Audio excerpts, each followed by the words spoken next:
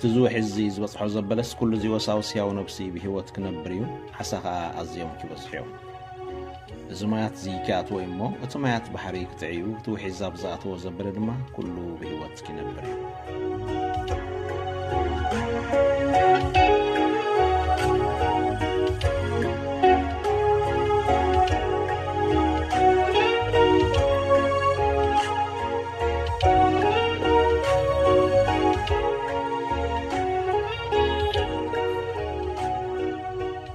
أزي كابسن فلخاوي يقلبلو تدق سماي زفنو مانا سبحاتيو علامة زعيوزي نعمل خزبك حزبي المدلاو نخلو سب كريستوس ملو غير كامو آمن نأكل كريستوس محنات سنيو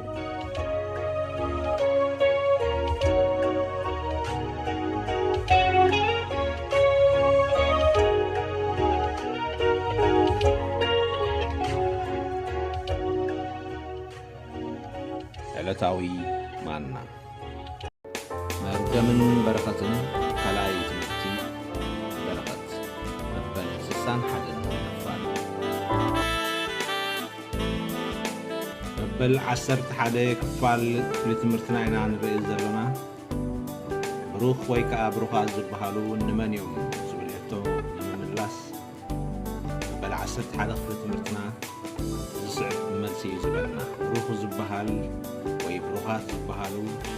እቶም ኣብ የማን ኣምላኽ ዝቆሙ ሰባት እዮም ስብሓትና ኣምላኽ ኣብዚ ሓሳብ ዚና ዓዚዝና ዘለና ትንቢት ኢሳያስ 46 ፈቕዲ 10 ብምንባብ ድማ እቲ ሎሚ ክቐርበልና ዘሎ ቃል እግዚኣብሔር ሓቢርና ክንሰምዕ ቃል እግዚኣብሔር ኣብ ኢሳያስ 46 ፈቕዲ 10 ከምዚ ይብል ካብ መጀመርታ ነቲ መወዳእታ ካብ ጥንቲ ገና ከይኮነ ከሎ ዝነገርኩ እሞ መኽረይ ክቐውም እዩ ፈቓደይ ኩሉን ክፍጽም እየ ዝበልኩ ኣነ እየ እግዚኣብሔር ካብ መጀመርታ ሒዙ እዩ መወዳእታና ዝፈልጦ ኢና ንብል ዘሎና ይፈልጦ ጥራይ ዘይኮነ ገና መጀመርታና ከይጀመረ ከሎ መጀመርታናን كل قعزو مقد هيوتنان مودعتنان زرعين التزاربن مرأي مفلات حدا نجر كيخون كلو جنا نجرنا خيكونن كلو بزعباتك خون زلو أقدم كام الزراب مقواج كأكل نجري سلزق زيابهير مجمرتنا يفلتو فتسامينا يفلتو بزعبا مجمرتنا بتمنفسها وعلم تزاريبو بزعبا مودعتنا خام منفسه وعلم تزريب الله كبري نعملاخ يخون انتاي مجمرتاي كم مجمرتا جميرو تزاربو مجمرتاي كم مجمرتا جميرو تزاربو مودعتاي انتايو يترف كالئسب أنكوا بزعبا قزار رأسي مجمرتاين مودعتاين أصبغ زفلت سب كيكون زكاليو أنا كوانت زي كالك وغنا زياب هيرغن يخيليو سبحات نزل عالم نسميخون انتاي مجمرتاين مودعتاين كزارب يخيليو زياب هير سبات بزعبا خالق سب سبات بزعبا حوم سبات بزعبا حبتم مليهم كيزاربو أصبغهم كينقدو صبغن كبرن نجر بعوتا كيزاربو زحزم مخلاتا انتاي مخانو تفلتو ليهم سبات بزعبا سب صبغ كيزاربو كبر نجر كيزاربو نعدا كيزاربو أدناقوت كيزاربو موسى كيملسو وريتا كيملسو نسب بزعبا سب صبغ كيزارب زحزو ندحريت زسحبو انتاي كون يخون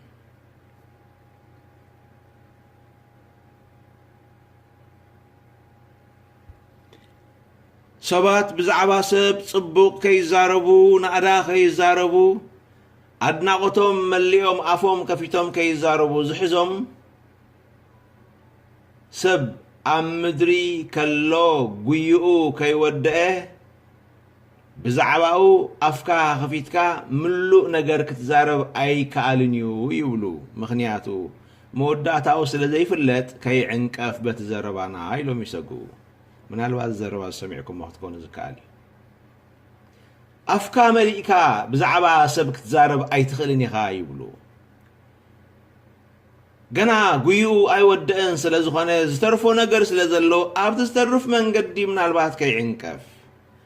ምናልባት በቲ ካብ ሰብ ዝመጾ ንኣዳን ጽቡቕ ዘረባን ሙገሳታትን ልቡ ከይዕበ ምናልባት ጸላኢ ንዕኡ ሰሚዑ ከይፍትኖ ከይዕንቅፎ ዝብል ስግኣታት ኣለዎም ንምንታይ መወዳእታ ናይቲ ሰብ ስለ ዘይፈልጥዎ ሰብ ብዛዕባ ዘይፈልጦ ነገር ክዛረብ ትብዓት የብሉን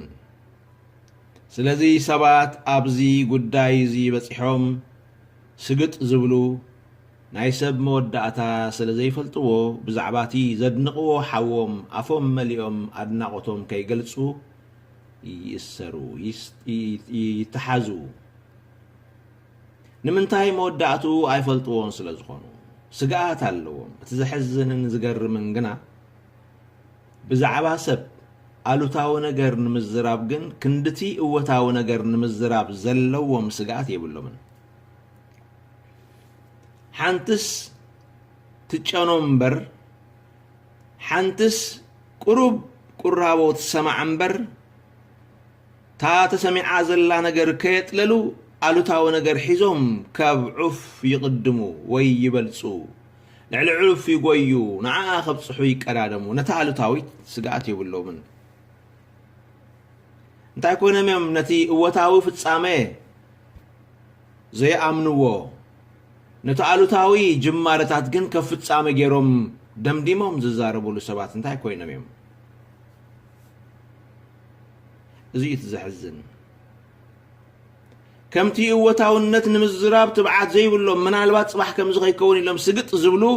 ነቲ ኣሉታዊ ነገራት ዘይኮነ እንተኾነኸ ኢሎም ግን ስግጥ ኣይብሉን እዮም ኣምላኸይ ግን ብዛዕባኻ ብዛዕባኺ ብዛዕባይ እወታዊ ፍጻሜና እዩ ኣብቲ መንፈሳዊ ዓለም ከይኮነ ከሎ ተዛሪብዎ መዓስ ነቲ እንሰምዖን ንርእዮን ጥራይ ሰባት እናሰምዑን ከለው ሰባት ናይ ሓዎም ጽቡቕ ዓይኖም እናረኣየን ከሎ ልቦም እናተዓዘበን ከሎ ኣእዛኖም እናሰምዐን ከሎ ንጽቡቑ ይሓብእዎ ኣይዛረብዎን ምናልባት እቲ ፍጻመ ከምኡ እንተዘይኮነኸ እቲ ፍጻመ ሳይበፅሓኻዮም ትሕጂ ትሪኦ ዘለኻ ጽቡቕከ ንምንታይ ናይ ጽቡቕ ምስክር ኮንካ ደው ዘይትብል ንምንታይ ጽቡቕ ሓውኻ ክትዛረብ ኣፍካ ዘይትኸፍት እግዚአብሔር ኣምላኸይ ግና ይትረፍ ነቲ እናኾነ ይኸይድ ዘሎ ነገር ወይ ዝኸይድ ዘሎ ነገር ገና ነገራት ከይተበገሱን ከለው ፍጻሜኦም ጽቡቕ ምዃኑ ኣብቲ መንፈሳዊ ዓለም ብዛዕባኻን ብዛዕባኽን ብዛዕባይን ተዛሪቡሎ ኣውጅሎ ስለዚ ነገረይ ጽባሓይ ኣብ ቅድሚ ኣምላኸይ ተነጊሩን ተዘሪቡን ከም ዘሎ ወይ ብኣምላኸይ ተባሂሉ ከም ዘሎ ጽባሓተይ ኩለን ጽቡቓት እየን ክብርና ኣምላኽ ይኹን እግዚአብሔር ኣምላኸይ ካብ ጥንቲ እግዚአብሔር ኣምላኸይ ካብ መጀመርታ እግዚአብሔር ኣምላኸይ እተን ጽቡቓት መዓልታተይ ኣብ ዝግሁዳዊ ዓለም ከይተገልጻን ከለዋ ገና ከይተወልዳን ከለዋ ገና ከይተጋህዳን ከለዋ ካብ ርሑቕ ርእዩ እተዛረበ ኣምላኽ እዩ እምበር ስምዑኒ ወህዝቢ እግዚአብሔር ስምዓኒ ኣምላኸይ ኣምላኽካ ኣምላኽኪ ኣምላኽና ካብ መጀመርታ ዝረኣዮ መወዳእታይ እንታይ እዩ ሰባት ነገረይ ከይተወድአን ከሎ ምናልባት ብኣሉታዊ ነገራት ዓጽዮሞ ክኾኑ ዝከኣል እዩ ሎሚ ብዝረኣይዋ ንእሽቶ ጉድለት ወይ እውን ከይረኣዩ ብዝሰምዕዋ ንእሽቶ ጉድለት ብትበሃል ምኽንያት ንስምካ አንጠልጢሎም ኣብ ባላ ሰቂሎም ኣብ ቀትሪ ፀሓይ ሰጢሖም ዘነወሩኻ ብዙሓት ክኾኑ ዝከኣል እዩ ዘነኣሱኻ ተቐባልነት ከም ዘይትረክብ ዝገበሩኻ ጽቡቕካ ከም ዘይርአ ገይሮም ዝደወኑኻ ሰባት ብዙሓት ክኾኑ ዝከኣል እዮም ግድ የለን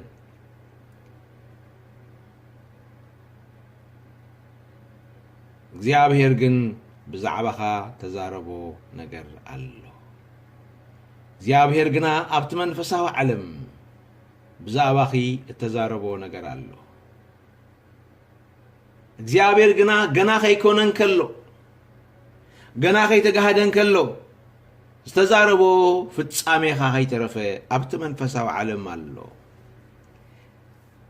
ባር ዝሓዘለይ ኣምላኸይ ካብ መጀመርታ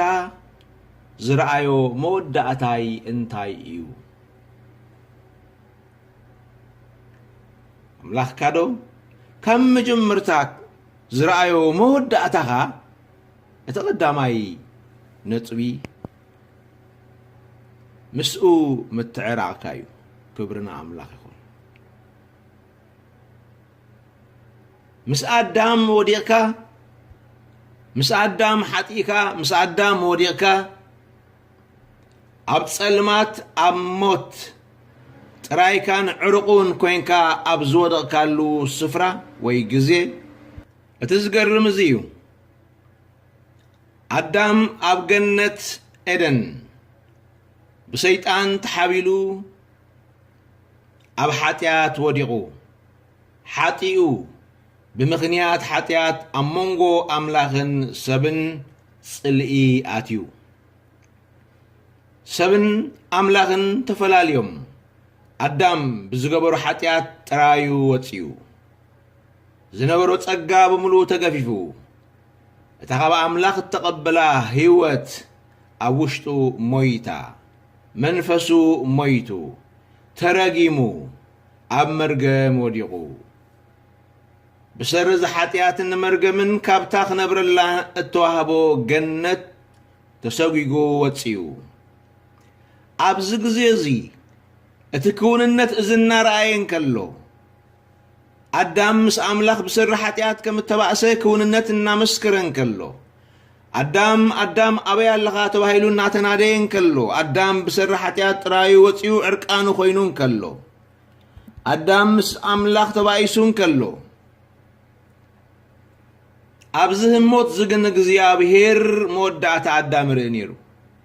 ነገራት የዝብለኩም ዘለኹ ከም ዝሃብክኹም ስእሊ ኮይኖም እናሃለው ወይ መጽሓፍ ቅዱስ ከም ዘቐመጠልና ስእሊ ኮይኖም እናሃለው እንከለው እዚ ትኽውንነት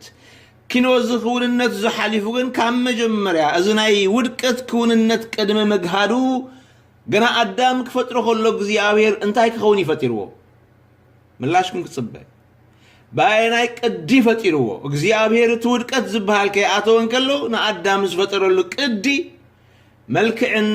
ምስልንን ኣምላኽ እዩ ነይሩ ሃሌሉያ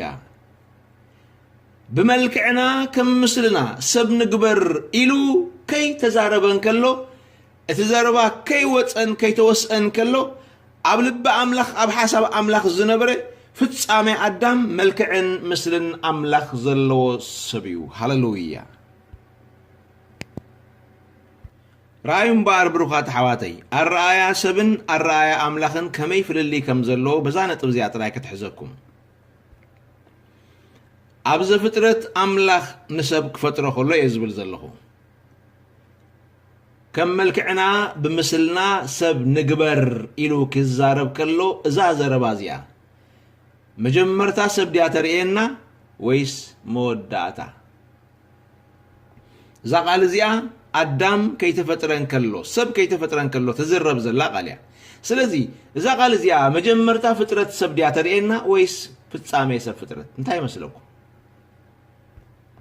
إذا قال فيت نفيت كم نبان كن ريان كلنا كم زلاتو سب كي تفتر خلو تزرب زلا نقبر وانت بالسلا زلا قنا زي تقبر قبري مجمرتا نايت زمت سنقر ياتر إينا زلا تمثل قنا بمسارة إساياس 14 دشان فقد 10 تخريا خلنا كالي يسترقما أو إساياس نقرنا نزارب اللو خمزلنان كاب مجمرتا نتموداتا كاب تنتي قنا خيكونان كاللو زنقركو مخريك قوميو حسابيك أكفت سميز بالكو ويفقاديك فت سميز بالكو أنا إيلو كزيابير سلازي رأي بروخات حواتي أملاخ كزارب كاللو مجمرتا ترأي كونان ززارب مجمرتون مودعتون يتزاربو ስለዚህ ከም መልክዕናን ብምስልናን ሰብ ንፍጠር ክብል ከሎ እቲ ናይ መጀመርታን ናይ መወዳእታን ሓሳብ ኣምላኽ ማለት ኣምላኽ ሓሳቡ ከም ሰብ 10 ግዜ ዘይቀያይር ምምላስ ጽላሎት ዘይብሉ ለውጢ ዘይብሉ ቃሉ ንዘለዓለም ጸኒዑ ዝነብር ዘለዓለማዊ ቃል ኣምላኽ ምዃኑ የርእየና ቃል ኣምላኽ ዘለዓለምነት ዘለዎ ቃሉ ስለ ዝኾነ እቲ ሓንሳ እግዚኣብሔር ገና ነገር ከይተፈጥረ ከሎ ዝበሎ ክሳዕ ፍጻሜኡ ዝጠቕልል እዩ ዘመናት ፍጻሜታት ኣሕሊፉ ደው ዝብል ጠቕላሊ ዘለዓለማዊ ዘይነቃነቕ ህያው ቃል እዩ ቃል እግዚኣብሔር ክብርና ኣምላኽ ሆን ነገር ግን ድሕሪት ፍጻመ ቃል ኣምላኽ ዝመፀ ውድቀት ነቲ ናይ እግዚኣብሔር ቃል ክልውጦ ከም ዝኽእል የምስል ሰብ በዝውድቕ ኣእምሮ ክርእን ከሎ ትማሊ ተባሂሉ ዝነበረ እወታዊ ቃላት ሰሚዑ ክሕጎስ ጸኒሑ ሎሚ ገለ ኣሉታውነታት ኣብ መገዲ ምስ ረኣየ እቲ እወታ ብኣሉታ ከም እተዋሕጠ ገይሩ ኣድሚቑን ኣስሚሩን ዝዛረበሉን ዝሓስቦን ዝሪኦን ኣፉ መሊኡ ቅድም ከም ዝበልክኹም ሒዝዎ ለኽለኽ ዝብል ቃልን ነቲ ኣሉታውነት እዩ ነቲ እወታዊ ኩሉ እዋን ስክፍታ ኣለዎ ስለምንታይ መስለኩም ውድቀት ዝፈልጥ ኣብ ውድቀት ዝነብር ውዱቕ ኣእምሮ ዘለዎ ስለ ዝኾነ ኣዚዙ ዝፈልጦ ነቲ ውድቀት እዩ ቅድሚ ውድቀት ዝነበረ ሓይልን ብቕዓትን መላእትን ሰብ ኣይፈልጦን ኣይተላለዮን ኣይተጓነፎን ስለ ዝኾነ ብዛዕባኡ ጓና እዩ ኩሉ እዋን ሰብ ስለዚ ነቲ ኣሉታዊ ብዙሕ ግዜ ቀረባ እሞ ነቲ ኣሉታዊ ነገር ሒዙ እዩ ዝጎይ ሰብ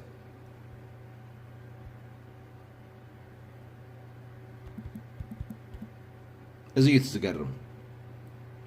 እግዚኣብሔር ግን በንጻር ናይ ዝንብሎ ዘለና ሓሳብ እዩ ኣምላኽ በለ ምስ በለ መጽሓፍ ቅዱስ ኮነ ከዓ እዩ ዝብል እግዚአብሔር ምስ በለ ምኽዋን ዝፈጥር ቃል ኣለዎ ምስ በለ ዝኾነሉ ኣምላኽ እዩ ስለዚ እቲ እግዚአብሔር ዝበሎ ዝኸውን ንሱ እዩ ነቲ ኣምላኽ ዝበሎ ቃል እቲ ኣምላኽ ዝበሎ ቃል ንሱ እዩ ዝኸውን ስለዚ ክውን ቃል ስለ ዝዛረብ እግዚአብሔር ድሕሪኡ ካልእ ዘይምዃን ዝመስል ነገር ይፈጠር ኣይፈጠር ብዘይገድስ ዘይልወጥ ቃል እግዚአብሔር እዩ ዘለዓለማዊ ቃል እግዚአብሔር እዩ ስለዚ እግዚአብሔር ንዝበሎ ቃል ኣይጣዓሰሉን እዩ ወይ እውን ነቲ ዝበሎ ቃል ክድምስስ ዝኽእል ከም ዘይነበረ ክገብር ዝኽእል ነገራት ክልውጥ ዝኽእል ካልእ ሓድሽ ተርእዮ ኣይመፅን እዩ ጸላኢ ይፍትን እዩ ኣይፍትንን እዩ ኣይበልና ንኣዳም ፈቲኑ እዩ ኸውድቆ እግዚአብሔር ግን ኣብ ውድቀት ኣዳም ዘይኮነ ገና ቅድሚ ፍጥረት ኣዳም ብዛዕባ ኣዳም ዝረኣዮ ከም መልክዑን ከም ምስሉን ዝኾነ ሰብ ክፈጥር ምዃኑ እዩ ተወዲኡ ኣምላኽ ዝረኣዮ ንሱ እዩ ኣምላኽ ዝሓሰቦ ንሱ እዩ ኣምላኽ ኣብቲ መንፈሳዊ ዓለም ተዛረቦ ንሱ እዩ ኣዳም ከይኮነን ከሎ መልክዑን ምስሉን ዘለዎ ሰብ ክፈጥር ምዃኑ ተዛሪቡ ከምቲ ተዛረቡ ከዓ ገይሩ ፈጢሩ ስለዚ እግዚኣብሔር ክፈጥሮን ከሎን ቅድሚ ምፍጣሩን ይዛረቦ ተቃል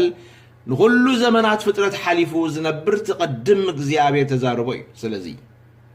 ሮሜ ሻምናይ ምዕራፍ 29 ጳውሎስ ክነግረና እንከሎ እንታይ ይብል ንምስሊ ወዱ ክመስሉ ቀደም መደቦም ሃሌሉያ ርኢኹም ኣብ ማእኸል እምበኣር ቅድሚት መደብ ኣምላኽ ቅድሚት ቀደም ዝነበረ ቅድሚ ይቕሬታ እቲ ሕጂ ዝኸውን ዘሎ ኩሉ ነገራት ቅድሚ ምንባሩ ቀደም እግዚኣብሔር ዝመደቦ መደብ እንታይ ነይሩ ምስሉ ኣብ ብሉይ ኪዳን ገና ፍጥረት ሰብ ከይመፀን ከሎ ኣምላኽ ዝሓንፀፁ ሕንፃት እንታይ ነይሩ ምስሉ ኣብ ሰብ ከቐምጥ ተዛሪቡ ድሕሪኡ ድሕሪ ውድቀት ኣዳም ምስሊ ኣምላኽ ጠፍዩ ሰብ ምውት ሓጥእ ውዱቕ ፍጥረት ኮይኑ ሰብ ነዚ ኩሉ ክርኢ እንከሎ እግዚአብሔር ግን ነቲ ውድቀት ሰብ ዘይኮነ ዝርኢ ነቲ መጀመርያ ክፈጥሮ እንከሎ ተዛረቦ ቃል እዩ ዝርኢ ስለዚ ድዚ ኩሉ ዘመን ሓሊፉ ብሉይ ኪዳን ሓሊፉ ኣብ ሓድሽ ኪዳን ምስ መፃና ጳውሎስ ንዑ የልዕሎ እቲ ናይ ቀደም ምኽሪ ኣምላኽ ንምስሊ ወዱ ክመስል እዩ ሕጂ ብክርስቶስ ሓድሽ ፍጥረት ክትከውን ክኢልካ ዘለኻ እምበኣር ቅድሚ ፍጥረትካ እግዚአብሔር ብዛዕባኻ ዝሓሰቦን ብዛዕባኻ ተዛረቦን ኣብ መንፈሳዊ ዓለም ዝኣወጀን ኣዋጅ እዩ ንክርስቶስ ክትመስል ናይ ቀደም ምኽሪ እግዚአብሔር እዩ ሕጂ ናብቲ ፍጻመ መፂኻ ኣለኻ ስብሓት ንኣምላኽ ይኹን እቲ ምኽሪ እግዚአብሔር እቲ ሓሳብ ኣምላኽ እዙይ ክኸውን ከሎ ሰይጣን ንኣዳም ስለ ዘውደቆ ግን ከበሮ ልቡ ሃሪሙ ጸባ ልቡ ሰተየ መሲልዎ እቲ ሓሳብ እግዚአብሔር ዘባላሸዎ መሲልዎ ንምኽሪ ኣምላኽ ዘጸልመቶ መሲልዎ ግን መጽሓፍ ቅዱስ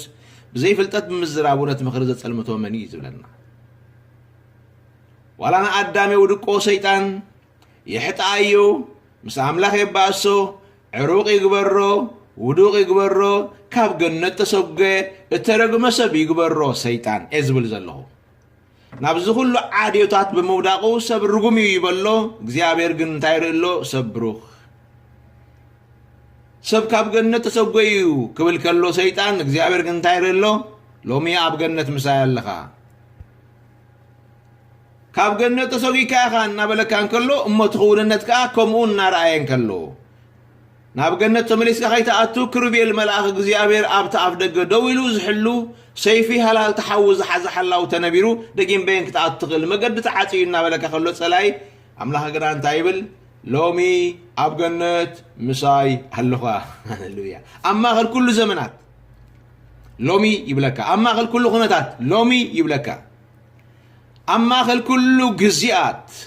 ፀላኢ እናኸሰሰን ከሎ እግዚአብሔር ግን ነቲ ኸታሪ ኣብ መስቀል ኢየሱስ ክርስቶስ ከም ዝበሎ ሎሚ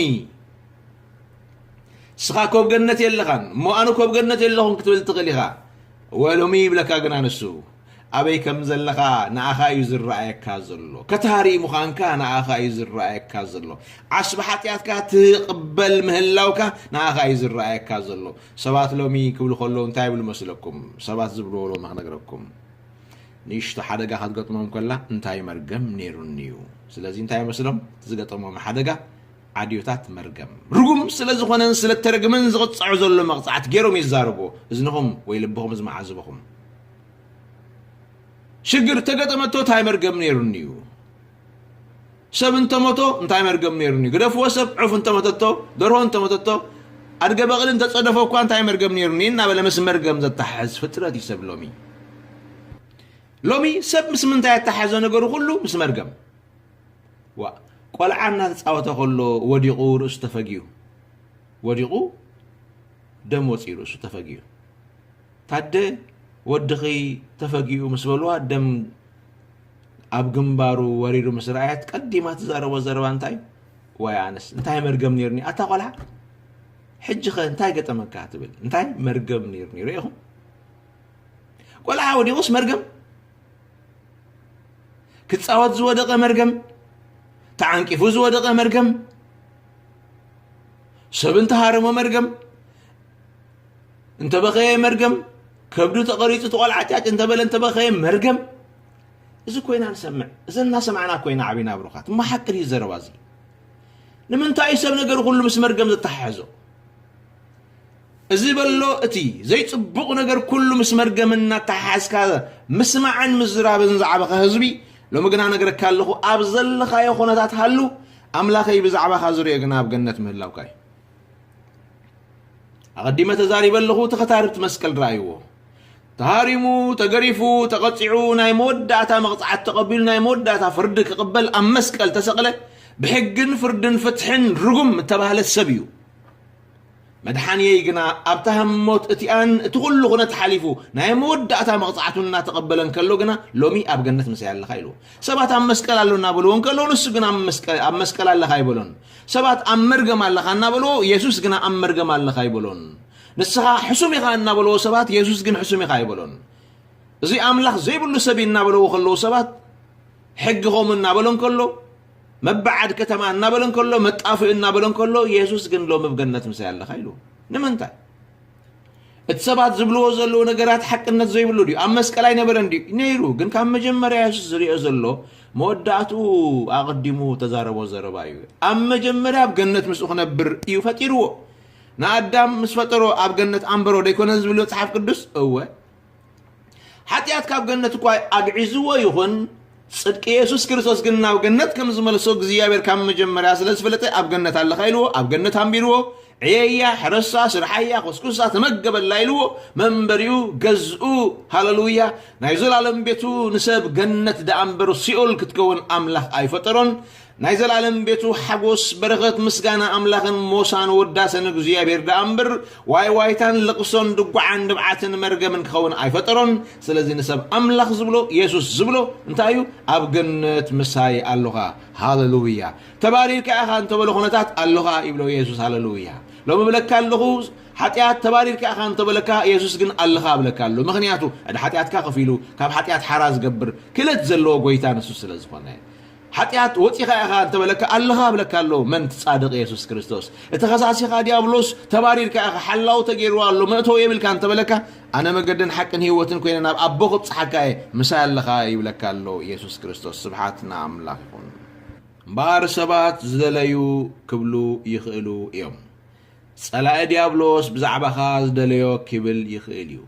عواف أب سماي بالعرسنا كيبرا كنكلكلن أين خلن إنا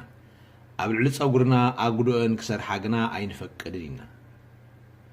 سيطان زبالة كبل يخليو سبات زبالو كبلو يخليو أب رأسنا أب التحساسبنا أب حلنا أب لبنا أب منفسنا أب نفسنا أجنا تزبلو خزر عنن كبقولنا نجنا أين فكرينا نمحول لنا كمي أملاخ بزعبانا زبلو كالي سلسخنا بتأملاخ بزعبانا زبلو فلتت نتأملاخ زيبلو حصوت نمنقصول لنا أبانا خزر أين فكرينا أب رأسنا كبقول أين حد قوننا شحكوا أب مسكال بمهلاو تختاري كتاري إخا زبلو نقري قلت كاب مجمريا جن أب جنت كنبر التفترة مخانو زبل أملاخ أب تختاري خاز بحاللو وتيخات سوقيكا أموتي خاز الله خاز بحاللو همتوكا خاي تعرفه لو مي بجنت مسيال الله خايلو سبحاتنا أملاخ نمنتاي أملاخ قالوا زي لو تسلسخانه قرفوا أملاخ حسب أملاخ تردوم نا أملاخ سباتون قالوا ما يكيرنيم قالوا ما يلوتنيم كم تمجمريا زبلو أب تزبلو يمصنعو من نأملاخ زفرو سبات يزبل زلو كلهم سبات هيكونون تمنا أملاخ زفرو سبات جنا قالهم أي عاصفون يوم كمتي حنسا زبلو كوم يوم النابلو زنبرو يساقنا بالنترايو نودو مريقو كنبلكم كم مصحف قدس كلتا تقصتا زفترة عسران شوعتن فقد عسران تشعتن زفترة عسران شبعتن فقدي عسران تشعتن هزبتات يجزو خايو هزبتات دما يسجدوا لك ويتا أحوات كاهن دكنو هادما يسجدوا لك زمرقك زرقمك دا رقم زمرقك دما مرق يخون تا يخون تبالكال يخون تسامي قاليات الشمال وريدنا أو عسران شوعتنا أبو بتمعرف فقد 33 ترينا يساق مجمر هذا الحرم بالو قدم مري قولو يخوني له وديو ولو لحراي كالب الدوتات يقطمو كما يملشو رايو فقد 33 شعو يساق أزيو برتوع سنباد شنبدمو اتي هادينوس هدون زمص علي أنا خا جنا نسخا كيمصاخا كاب كل بلعي زمرق كودا منيو مرق دما كيخونيو بلعي رأيو أبتا قدامي تقصي يسحاق نودو يعقوب بلعو مرقو لحراي اتخالا يودو إساو متيو بلعي كاخت مرقني هادي نمتيال كاللغ مسبلو برتوع سنباد سنباد بلدنا كم التقاقي بقيقا خمس مرقة ترديو وسنبيدو نقرقن تقاقي انيري إلو شحكوا يسنبد اتقناتات قوادة سنبد انت نبرة ذا تحتاسب انكو انت نبرة اتقدمو خبا افوزو سوق عرقن يساق كمالسو كعاطفو كرقمو اين ريدنا ياكو لمنتاي حادن يتملسي نمنتايو مرقاو زي ملسة يساق نمنتايو نياقوب زي رقمو أتاليل كاني أجاجي خاني إلو كم تياكو بعلو حاسيبو وزنبرن إلو وزنبرن كم تسبات زبلوه كم تسبخت زبلوه لمنتاي ملسر لمنتاي مسلكم بروغان تعمل سحنتنا يالكم على جنا ياكوب كي تولدك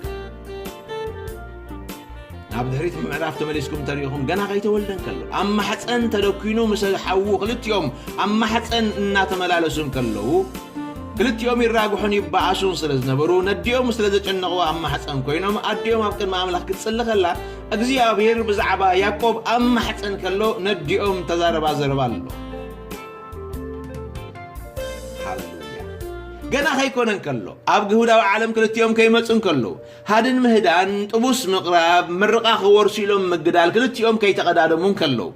ብዛዕባ ምርቓን መርገምን ከይፈለጡን ከሎ ኣብ ማሕፀን ኮይኖም ሕማቕን ጽቡቕን ዘይፈልጡ ኣብ ግሁዳዊ ዓለም ዘይተገልጹ ሰባት ከለዉ እግዚኣብሔር ብዛዕባ ያዕቆብ ተዛረቦ ዘረባ ኣሎ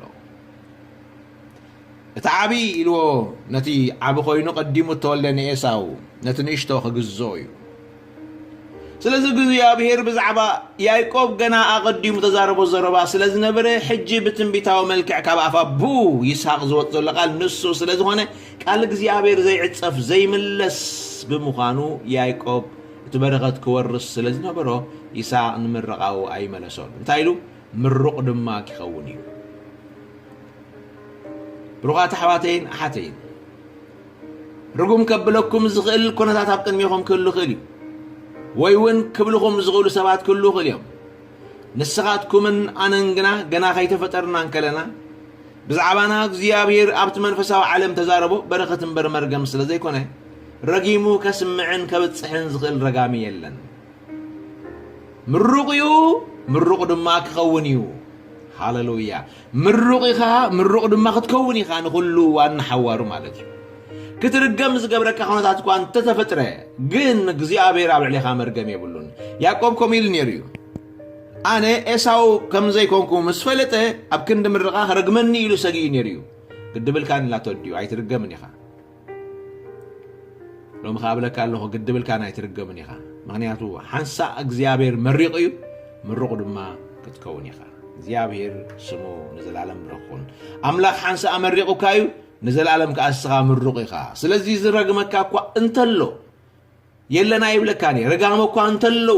ብዓብዩ ሰይጣን ኣሎ ረጋሚ ኢኻ ኩሉ እዋን ለይትን ቀትርን ብዛዕባኻ ሕማቕ ክሓስብን ክዛረብን ዝነብር ጸላይ መርገም ስለ ዘየለይ ኮንካን በበረኸት ትነብር ኣብ ማእኸል መርገም ዘለዎ በበረኸት ክትነብር ግን ሓይሊ ዘለዎ ቃል እግዚኣብሔር ሰዓሪ ስለ ዝኾነ ንመርገም ስዒሩ ንሞት ስዒሩ ንጸልማት ስዒሩ ንጥፍኣት ስዒሩ ንዲያብሎስ ስዒሩ ኣብ ልዕሊ ሞትን ስዒሩን ደው ኣቢሉ ብሂወት ዘመላለሰካ ስለ ዘሎ እዩ ንሱ ድማ ኢየሱስ ክርስቶስ እዩ ስብሓት ንኣምላኽ ንዛረበሉ ዘለና ኣርእስቲ ብሩኽ መን እዩ ዝብል ቃል እዩ ስለዚ እግዚኣብሔር ብሩኽ ንስኻ ኢኻ ብለካ ኣሎ ካብ መጀመርታ ጀሚሩ ኣምላኽ ብዛዕባኻ ዝተዛረቦ ዘረባ በረኸት እዩ ኢሉ ቃል እግዚኣብሔር ይዛረብ ኣሎ ስብሓት ንኣምላኽ ይኹን ኢየሱስ ክርስቶስ ጎይታ እዩ ኣሜን ንኽሰማዓኩም ኢየሱስ ክርስቶስ ትማልን ሎምን ንዘላለምን ንሱ እዩ ንሱ ካብ ኮነ እቲ ንሱ ተዛረቦ ከዓ ንሱ እዩ ዝርድኦ ሰብ ጥራይ ኣሜን ይበል ክደግመልኩም እየ ንሱ ካብ ኮነ ማለት ኢየሱስ ንሱ ካብ ኮነ ማለት ኢየሱስ ዘይልወጥ ካብ ኮነ እቲ ንሱ ብዛዕባ ተዛረቦ ቃል በረኸት ከዓ ንሱ እዩ ክብል ከለኹ ኣይልወጥን እዩ ዝብል ቃል እዩ ዘስምዕ ንሱ ባዕሉ ዘይለዋወጥ ኣምላኽ ኣቦ ብርሃናት ካብ ኮነ ቃሉ ከዓ ዘይለዋወጥ ቃል ብርሃናት እዩ ትማሊ በረኸት ተዛሪቡ እንተኮይኑ ብዛዕባይ ሎምን ንዘላለምን ድማ ብዛዕባይ ዝበሃል ብዛዕባይ ዝኸውን በረኸት ጥራሕ እዩ ስብሓት ንዘላለም ንስሙ ይኹን ኣሜን ኣብ ከባቢኻ ብትሪኦን በትዛዕበኻሉ ብሉይ ኣተሓሳስባ ብትሓስበሉ ሓሳብን ከም ያዕቆብ መርገም ከይህልወኒ መርገም ክወርሴ ተረጊመኤ ክርገሜ ዝብል ስጋኣታት ይሃሉ ከም ኤሳው ሓውካ ርጉምዩ ይበልካ ጠባሪዩ ይበልካ መታለልዩ ይበልካ ከም ሰይጣን ባዕሉ ሰይጣን ከሳሲኻ ኮይኑ ኣቤማንካ ይቑም እዚ ኩሉ ኩነታት ዝናሃለወ ከም ተኸታሪ ከታሪዩ ዓስብ ዓመፃዊ ይቕበላሎ ይበሉኻ ስለ ዝበሉኻ ድማ እወ ሓቂዩ ኢልካ መስቀል ምህላውካ ዓስብ ዓመፃኻ መርገም ትቕበል ከም ዘለኻ ይምሰልካ እዚኦም ኩሎም ክውነት ዝመስሉ ክውነታት ኣብ ቅድሚኻ ቅድሚ ምምፅኦም ወይ ኣብ ግሁዳዊ ዓለም ቅድሚ ምግላፆም እግዚኣብሔር ብዛዕባኻ ተዛረቦ ዘረባ ግና እንታይ እዩ ያዕቆብ ኣብ ከርሲ ዲኡ እንከሎ ኤሳው ብዛዕባኡ ምዝራብ ከይጀመረ ሰይጣን ብዛዕባኡ ምኽሳስን ምዝራብን ከይጀመረ ባዕሉ ያዕቆብ ከዓ ብዛዕባ ገዛ ርእሱ ስጋኣታት መርገም ከውስእን ክዛረብን ከይጀመረ እንከሎ ገና ኣብ ከርስን ከሎ صبغون حماغن كيف لته ازغهودا عالم انتاي كم زمسلك وخير ايون كله እግዚአብሔር ካብ ሽዑ ጀሚሩ ብዛዕባ ያዕቆብ ተዛረበግና በረኸት ምበር መርገም አይነበረን ስለዚህ የትናይ መጀመሪያ እግዚአብሔር ተዛረቦ ንሱ መጀመርታን መወዳእታን ሰቢለኩም አለሁ ከምስልናን ከመልክዕናን ሰብ ንግበር ክብል ከሎ እግዚአብሔር መጀመሪያ ቃል ይመስል ግን እዚ መጀመሪያ ቃል እዚ መወዳእታ ቃል ካዩ ቃሉ መጀመሪያን መወዳእታን እዩ ምክንያቱ ቅድም ይለኩም አለሁ ኢየሱስ ክርስቶስ ተማልን ሎምን ንዘላለም ንስዩ ይበልቃል እግዚአብሔር እዝና አምኖን ተዳኾይና ኢየሱስ ክርስቶስ ተማልን ሎምን ንዘላለም ንሱ ኢልካ ተአምን ተኾንካ ቃልቲ ዘይላወጥ ንሱ ዝኾነ አምላኽ ካብ ዘላለም ዘላለማዊ ዝኾነ አምላኽ ቃሉ ኸአ ዘላለማዊ ቃሉ ኸአ ንሱ እዩ ከምቲ ኢየሱስ ክርስቶስ ንሱ ዘይላወጥ ከም ኸአ ቃሉ ንሱ እዩ ዘይላወጥ ስለዚህ መጀመሪያ ከም መልክዒ ከም ምስለይን ክፈጥሮ ኢሉ እግዚአብሔር ተዛሪቡን ተዳኾይኑ ሞተ አምኖን ተኾንካ አምላኽ ዝፈጠሮ ከም መልክዑን ምስሉን ዝኾነ ሰቢ ማእኸል ዳውርቀት አጋጢሙ እንዲ ዝኾይኑ እንዲ ግን እወ እዚኦም ግን ኩሎም ነቲ አምላኽ ዝበሎ ቃል አይቀይሮን እዮም ቃለይ ካብ ዝሓልፍ ኢሉሎ ኢየሱስ ሰማይን ምድርን ክሓልፍ ይቀልል እዚ ሓቂ ንሱ በለ ኮነ ድማ እዚ ሓቂ ንሱ አዘዘ ቆመኻ ስለዚ ዝዛረቦ ዘበለ ዝኸውን ዝእዞ ዘበለ ሁሉ ዝቀውም ቃል ስለ ዝኾነ እቲ ንሱ ዝበሎ አይቀየርን እዩ ከም መልክዕ ኢሉ ከም መልክዕ ሞ ተደዊን እንዲ መልክዕ አዳም ዓሪቁን እንዲ ወዲቁን እንዲ ተሰጊጉን እንዲ ከም ዝኾይኑ እንዲ ከም ትኾይኑ እንዲ ድላይኩም በሉ እቲ ኸታር ሞ ኸቲሩ እንዲ አይከተረን ክትልና ዲኻ እወ ኸቲሩ ሰሪቁ እንዲ እወ ሰሪቁ ዓሚፁ እንዲ እወ ዓሚፁ ዓስቢ ዓመፃው ተቀቢሉ እንዲ እወ ተቀቢሉ ግን እሱ ይኮነን እቲ ሓቂ ተኻብ መጀመርያ ተባሃለ እዚ ሰብኣይ እዚ ዝኸታር እዚ ምሳሌ ኩሎም ደቂ አዳም እቲ ሓደ ምስኡ ዝነበረ ኸታር ኸኣ ምሳሌ ኩሎም ደቂ አዳም ክልተ ሰባት ዝረአየና ዘሎ ሰባት ኣብ ዓለም ኣብ ክልተ ደንበ ከም ዝፍለዩ ቀዲመ ነጊረኩም ኣለኹ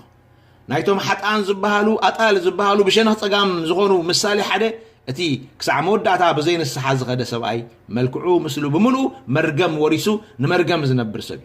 እቲ ካልኣይ ግን ብንስሓ ናብ ኣምላኽ ተመለሰ ሰብ ካብ መጀመርያ ተመደበሉ ምኽሪ ተመሊሱ ንዑ ክረኸቦ ዝኽኣለ ሰብ بكريستوس حدش فترة زغنا حدش يوزر خبسب التحدث هي وزلو سب يمثل اتبجنة زنبر سب يمثل كم مجمرة بجنة تقميتو زيابير مسفترو منبريتو جنة كتكون سلازهابو كاب جنة كابرستو زوجو يلن نمنتنا بأملاخ بكريستوس تملسه مخرج زيابير تقبل سب كم مجمرة تمخر اللي مخرج قبل حرايز ولا سب زي نتنابشنا خيمان زلوا أواجع تبعيلن تمثيلن زلوا نابت دالو لكم نا ابوي كبري اتو تباهيلم زغلو سبات مثالي خويني تقميت زلو سلازي نسو نسخايخا مخنياتو بكريستوس اتمدبلكا كاب زلعالم تنغركا مخرخ تقبل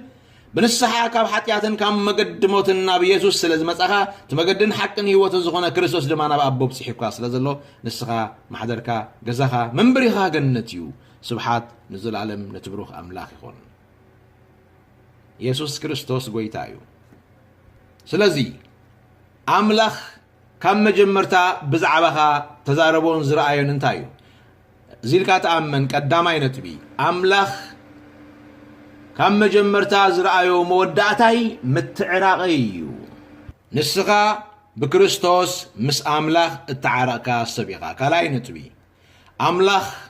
كم مجمرتا زرعيو مودعتها مدحانيو لومي رخبك زلخا مدحان أملاخ كم مجمريا مدحان رخبك مسؤوك تنبريو مخرو مسؤوك خونن كسبكو كلهم من 10 تخلط قبرهم يبلنا مصحف قدس حدش كيدان عدام مجمريا فتره كله مسؤوك خوني فترو ስለዚህ በመድሃን አምላክ መስጠት ከወኒዩ አምላክ ከመጀመሪያ ዝራኤል ካን ብዛዕባ ተዛረቦን ሳለሳይ አይነት ቢ አምላከይ በል መሳይኮንካ ከመጀመርታ ዝራኤል መወዳእታይ ሐድሽ ፍጥረት መኻኒ ሃሌሉያ እትቡሊ ከሐልፍ ክርስቶስ ለቢስካ ሐድሽ ፍጥረት ክትከውን እግዚአብሔር አቀዲሙ ሪኢልካ ዝነበረ ርስቲ ኸወሪስካ ዘለኽ ሐጂ ርስትኻ ሐድሽ ፍጥረት መኻኒ አምላክ ብዛዕባኻ ሪኢዎ ዝነበረ ምኽሩ ክፍጽም ይሁን ወዱን ኢየሱስ ናብ ምድሪ ሊኢኹ قالوا لي اخونا بخا منفسو لي اخو حدش فترة زغبركا خماين منفسن توليدكا بلويكا حليفلك حدش فترة تكون زغبركا حدشن هندبتاو ነገርን አይኮነን አምላክ ካብ መጀመሪያ ብዛዕባ ዝረአዩ ርስትኻ ንስቱ ስለዝነበረ ራባይ كم زيلك تأمن رابعي أملاخي كم مجمرت أزرعي ومودعتي مسل ولدنتي هاللويا እግዚአብሔር كم مجمر أزرعي لك مودعتها مسل ولدنتكاي أتي كبيت أبو زغبل لي معرف عصرت حمشت ونجيل لوكاس زلو من سيودي تنشتو رايو بتصحيت حيزو ገንዘብ አቦ ወሪሱ ርስቱ ተመቂሉ ከቤት አቦ ወጪ ኸይዱ ቀደም እዚ ነገር ዝቅድም ምግባሩ ከቤት አቦ ተወሊዱ ወሉድ አምላክ ኮይና አቤት አቦ ይነብር ነሩ እቲ ምኽር እግዚአብሔር እቲ ምኽር አቦ ምኽር አምላክ ንሱ ነሩ ወሉድ ኮይንካ አቤቱ መስኡ ክትነብር ወራሲ ኮይንካ አቤቱ መስኡ ክትነብር ሃሌሉያ እዚ ከም መጀመሪያ ምኽር አምላክ እዩ تناي مجمريا ايكيرين لكم الله زلالما ومخر املاخ دما نسي اتي مخر እግዚአብሔር كمولود ابيت كونكا وراس كونكا اب حقفن صلالن ابخاخ نبر ايو شيطان كم مخر እግዚአብሔር اوصيكا مخر املاخ حديغو زمنسي مخر بو حديغو زمنسي بيتابو حديغو زمنسي ገንዘብ አቡ ሒዙ ርስቱ ሒዙ መሰመናዝር በሊዑ ሰቲዩ ዘሪዩ ወድኦ ይብለና መጽሐፍ ቅዱስ እሞ አብዚ ግዜዚ ምኽረ እግዚአብሔር ጸኒዑ ይነብር ዶ እወ ይትምላሽ بزي فلتت بمزرابو بزي فلتت بمقبارو بزي فلتت كمزن كمتن بمخانو فلتت أملاخ بمدفو فلتت أملاخ حديقو سب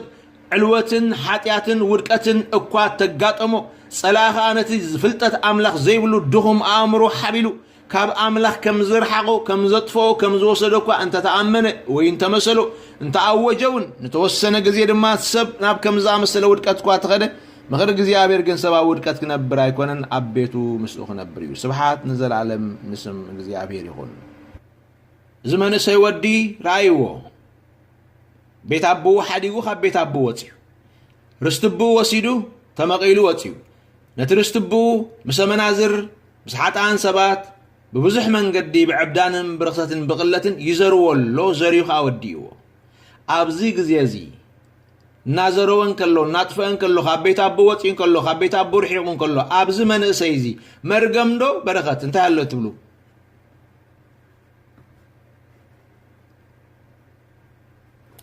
حتى ولن نزروتي نحطان ገንዘብ መስመናዝር ንዘሩ ቤት አቦም ሐዲጎም ንዝኸውሉ خبيت አምላክ ንዝወጥ ሰባት መርገም የምንዝወርሱ ኢልና ክንዛረብ ቀሊል እዩ ሐቂ ክንቀጽል بسرز قداي زي موداتو بتهاجر تميت مسكونه حسما خواصي ناونان حسمان عدون بوتون تلايو خيدو قارف زبلع سب كوين زبلع تراح زي كونسي كبو وهرر زبل مو زي ركب كا خوين اب كم زمسله وردتن ودقتن ودي قزود زي اب زبوتا زن اب زغزيزن اب زود زي مرغم دو بركت انت يالو تبلو نتصوري مرغم انا حد بالنخل إذا كله عاديو إذا كله زي أمنت من تعين تزبهال بأمر وسب كن ريون كن مزنون كلنا بسر مرقمي ناخن بال يترف كم زعم السلا قلوت إن كبيد نجرن قلعت عنك فودي وكايلنا يقدم مرقم على النتبل تعديلنا مرقمي مسلا እግዚአብሔር ግን አብዝግ ዘዚ ነዝሰብዚ ዘለዎ አራያ በመሰረት እንዛረበሉ ዘለና ሐሳብ ቃል እግዚአብሔር مرغم ديو بركات انتاي تبلو كمجمريا بيت ابو زقمطو كمجمريا وراس زغبرو كمجمريا دما تحبت نايت كله تمقال زغبرو እግዚአብሔር حجين نزل عالمن بزعبا زود زلو الرايا مرغم ايكونن حقيو حتياتو ام مرغم كاتو غير ولو እግዚአብሔር ግን መጀመሪያ በረከት ተዛሪቢ بزعبا زودي اما اخر زخلو كونات زخحلف كلون حساب እግዚአብሔር አይቀየርኒው سبحاتنا املاك يكون قدم بركه تزاريبو سلازنبره ابركت نبر نيركا دحار حطيات مصي شيطان مسق عزكا خاب جنة دما ام مرغم تنبر الله رغوميخا حجخه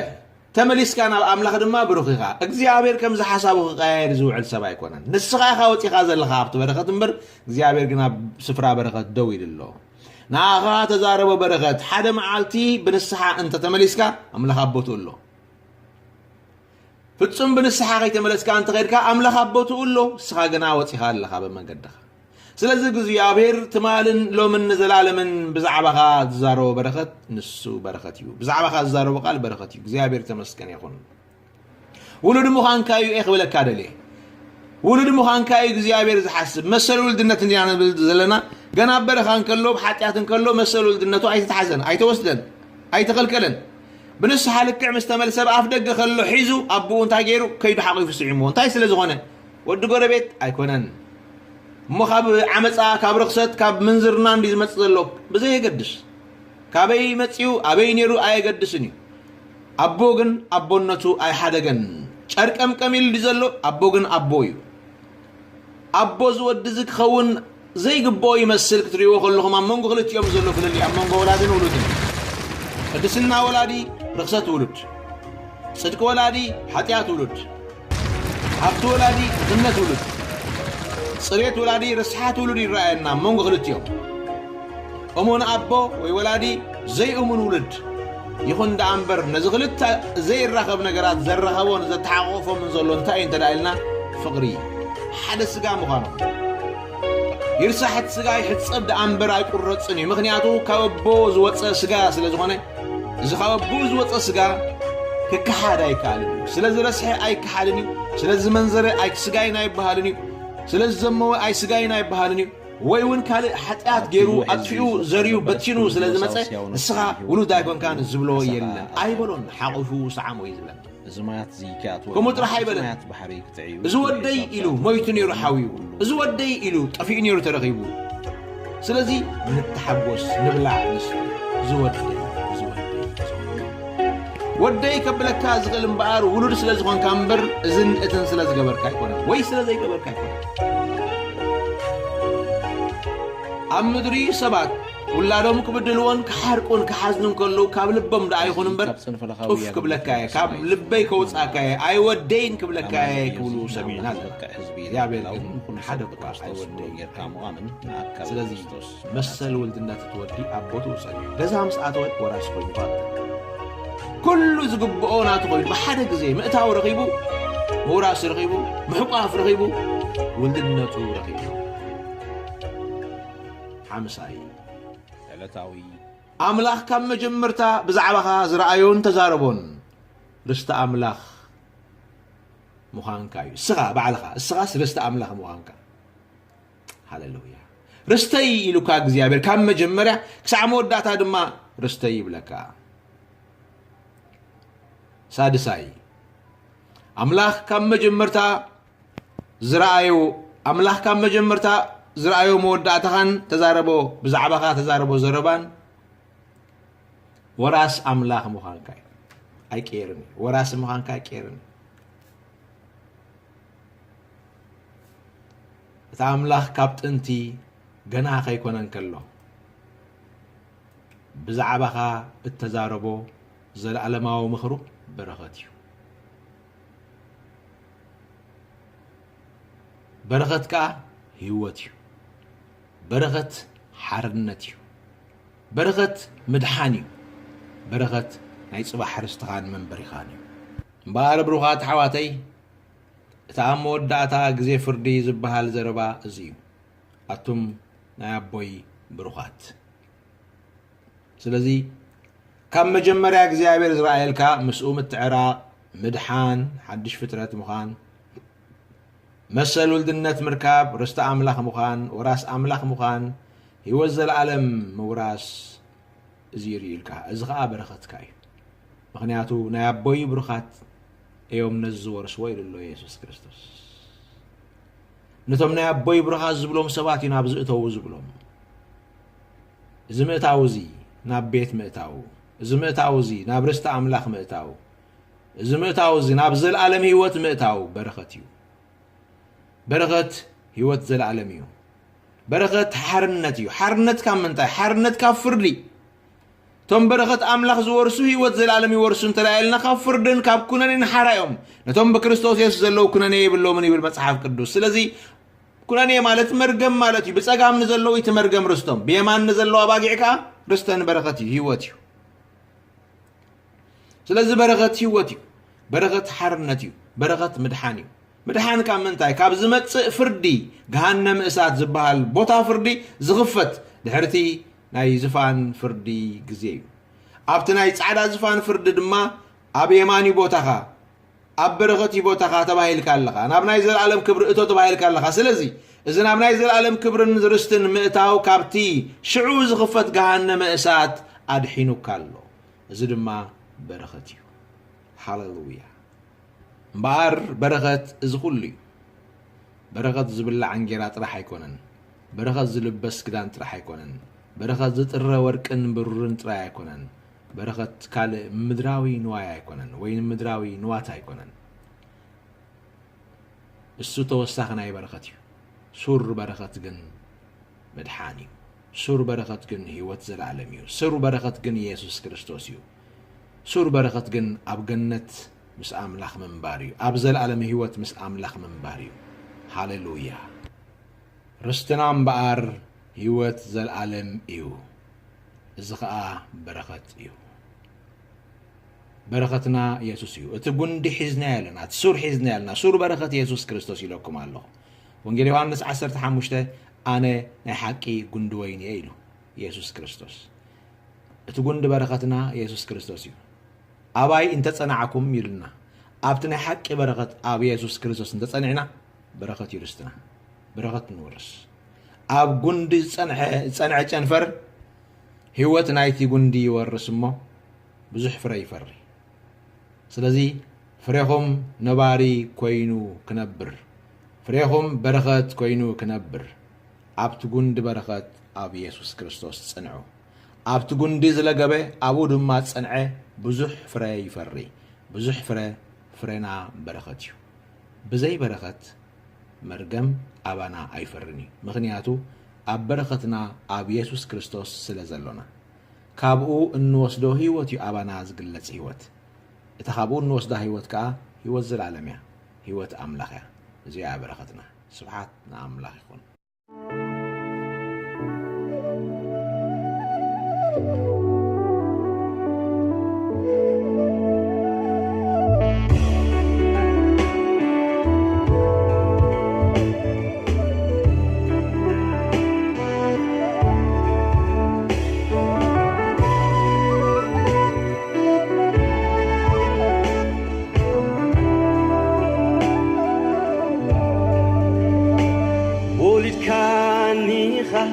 بموتك فرطع رخان دين عيدمك ولدك نيخا بموتك فرطع رخان دين عيدمك